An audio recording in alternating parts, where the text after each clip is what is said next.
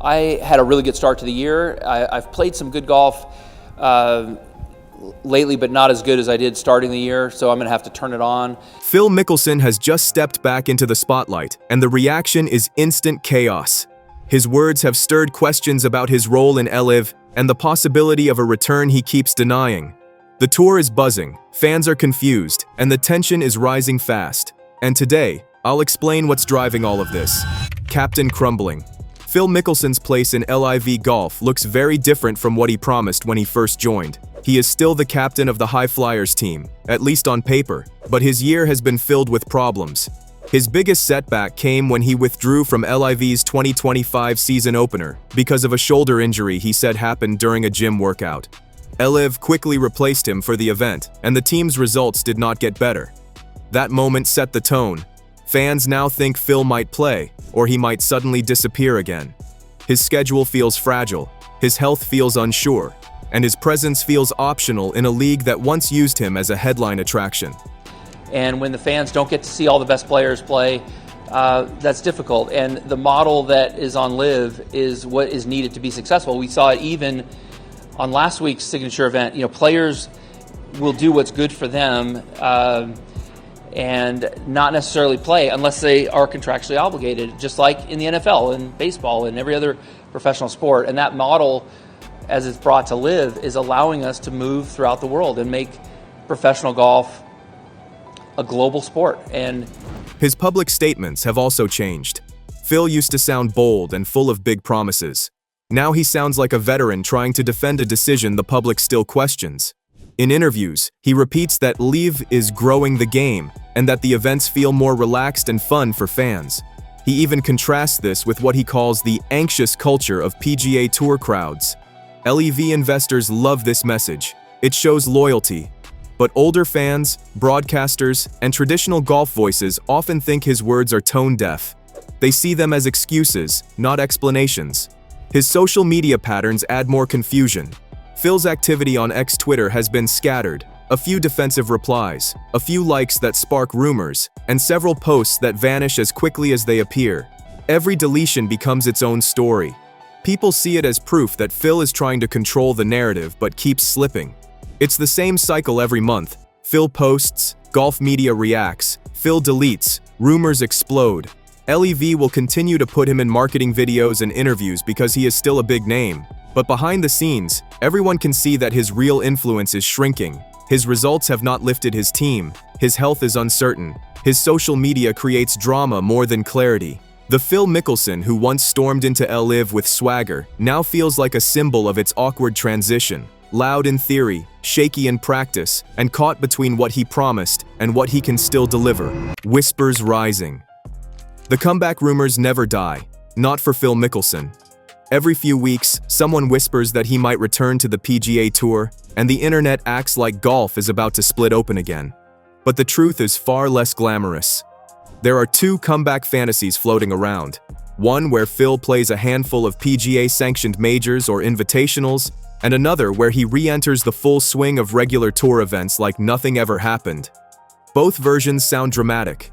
Neither version is likely.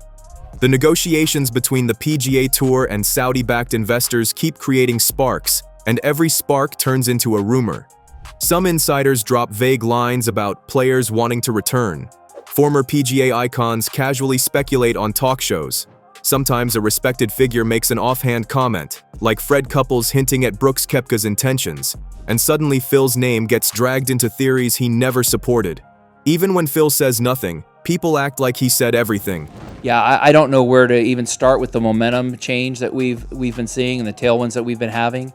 The support, the sponsor interest on a LIV level as well as on a team level, the interest in the attendance and the fan support throughout the world in the regions that we're going to.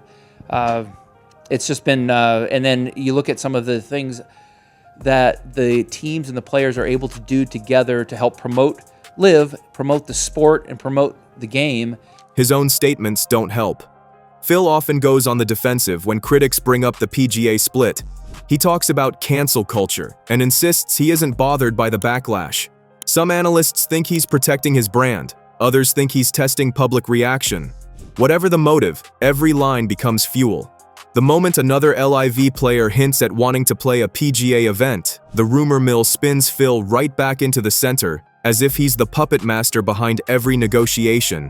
But a real comeback, the kind headline writers dream about, would require more than wishful thinking. Phil would need a legal pathway, approval from sponsors, and a clear agreement between the PGA and LIV.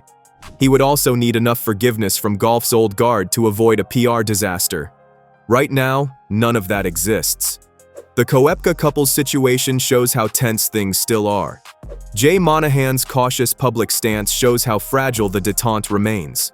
So the next time someone claims Phil is planning a return, remember the truth. The hope is louder than the evidence. Money mirage. Behind LIV's bright lights and bold promises sits its messiest storyline, the one Phil Mickelson can't escape even if he tries. His role in LIV isn't just playing golf, it's a whole business model built around being a captain, a recruiter, and a walking brand message. His high flyers' duties include on-camera features, sponsor meetings, and team-building responsibilities that sound more like running a startup than running a golf team. The owners want results, publicity, and a storyline. Phil gives them some of that, but his on-course performance and unpredictable social media often give them the opposite. Then there's the money. The giant headline numbers, the famous 9-figure deals, are not simple cash deposits.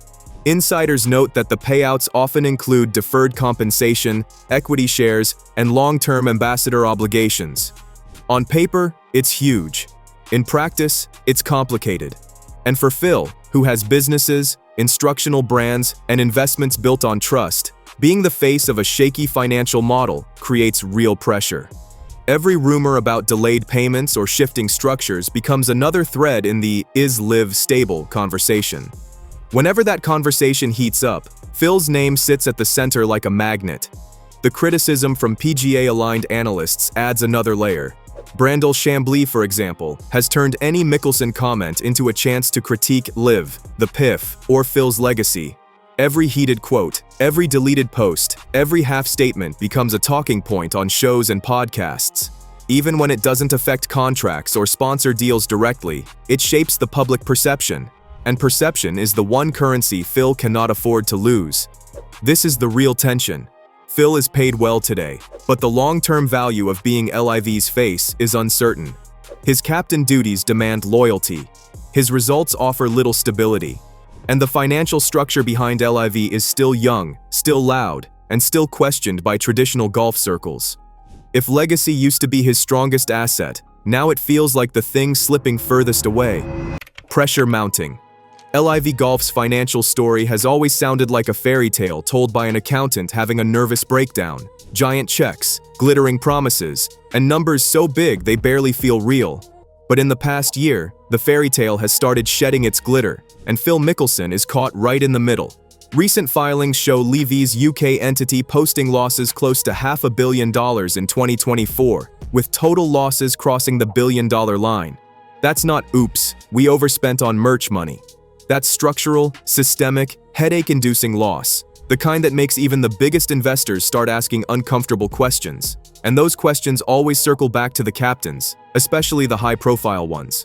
Phil signed one of the biggest headline deals when LIV launched, but insiders say the giant numbers often mask a messy mix of deferred payments, equity arrangements, and long-term ambassador duties. The outside world sees $200 million. The inside world sees a complicated contract with multiple layers. For Phil, that complexity matters. His entire off-course empire, the instructional business, the product lines, the investments, depends on his image staying credible.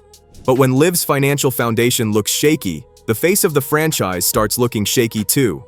This is where pressure from the public investment fund trickles down. The PIF may have the deepest pockets in sports, but they also expect returns, interest, growth, momentum. They want storylines, stars, and audiences, not excuses, injuries, or deleted tweets. Captains feel that pressure most. They're expected to recruit better talent, promote harder, produce content, and act like mini CEOs even when their own swings are betraying them. For Phil, who's juggling injury recovery, team duties, and the constant swirl of gossip, the squeeze is impossible to hide. The brutal irony is that Phil helped build the LIV brand with swagger and rebellion, but now the very structure he helped sell is weighing him down. Big money can buy a lot of things, but it cannot buy a legacy. And that gap between paycheck and perception grows wider every time the balance sheet drops another bombshell. Friction spreading. If you want to understand Phil Mickelson's current phase, don't look at his press conferences. Look at his deleted posts. They're tiny digital crime scenes. In 2024 and 2025, his ex-Twitter feed has become a pattern. A sharp reply here, a defensive swipe there, and then, suddenly, nothing. Delete, rewrite, silence. And each time he tries to pull the plug on drama, the drama grows bigger, louder, and somehow funnier. Reporters treat these deletions like treasure maps, each one revealing where Phil's real frustrations live. We want all the best players in the world to be able to compete against each other more often and on a global scale. And the model that I was a part of for decades didn't allow for that. We never played against each other. We didn't have elevated events. We never played all of us against each other outside the majors.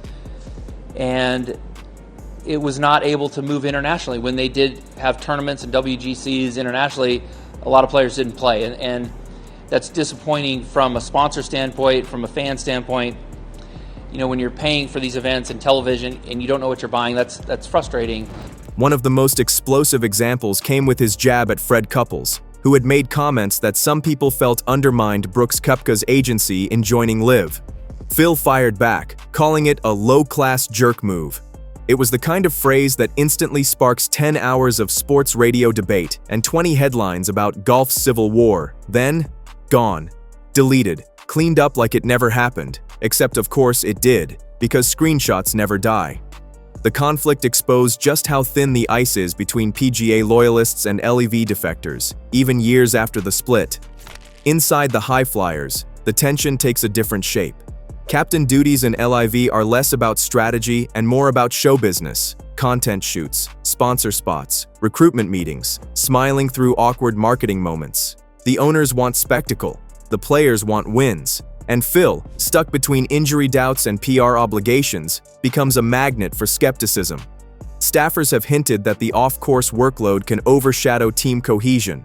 When a captain is busy filming promos instead of practicing, whispers start, and whispers always turn into storylines.